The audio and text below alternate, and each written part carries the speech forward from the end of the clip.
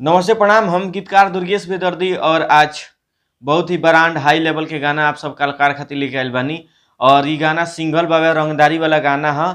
Album के नाम आप सब रख सकतानी 2147 एल्बम के नाम रख सकतानी। और सिंगल गाना बा एकदम रंगदारी एकदम धासु गाना बा। तो आप सबके मुखड़ा सुनावे जा रहा तो सुनी कैसे बा कि जिला में हर जगह चले रंगदारी, जेटा कड़ाला देनी माटी में गाड़ी। अरे जिला में हर जगह चले रंगदारी, आ जेटा कड़ाला देनी माटी में गाड़ी।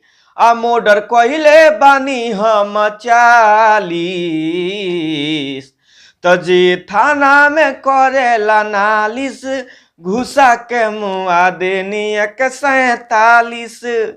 जे थाना में करेला नालिश, घुसा के मुआ देनी 147।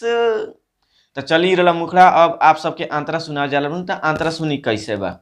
अरे जे बतियावे लावे हमारा खिलाफ हो, कर देनी दुनिया से ओके खलास हो। अरे जे बतियावे लावे हमारा खिलाफ हो, कर देनी दुनिया से ओके खलास हो। आ बड़े बड़े गुंडा करे लालू मालिश, तो जी थाना में करेला नालिश, घुसा के मुआ देनी 147। अजी थाना में करेला नालिश, घुसा के मुआ देनी 147। तो ई रला अंतरा। और हम हर वीडियो में बतावानी भैया कि लास्ट अंतरा खातिर आप सब हमारा नंबर पर कांटेक्ट कर सकतानी। और लास्ट अंतरा मात्र हम एक ही कलाकार के हम देवेनी, ताकि हम ना चाहनी कि एगो गाना दू आदमी गावलू। ये गाना एक आदमी गई है तो बहुत बढ़िया रही। तो लास्ट अंतरा खातिर आप सब हमारा नंबर पर कॉल कर सकतानी कि भैया ये हमारा गाना पसंद बा, तो हम लिख के आप सबके व्हाट्सअप के माध्यम से भेज दें। हमारा मोबाइल नंबर बा 9934529912 यानी 9934452912 हमारा मोबाइल नंबर है। और पर्सनली में जो गाना लिखावा चाहता तो पर्सनली में यूट्यूब पर डालतनी, एकरा से भी ब्रांड लिख के देनी पर्सनली में।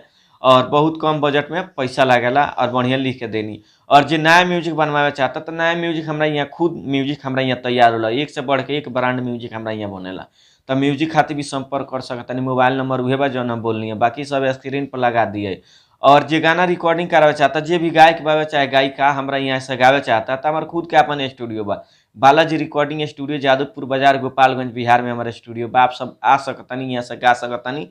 रहे खाए के कोनो पैसा ना लगेला, ना रूम किराया, ना बिजली बिल, ना कोनो, बिल्कुल फ्री। खाली गाना रिकॉर्डिंग के पैसा लगेला, बाकी कोनो हमरा यहाँ चार्ज नहीं है।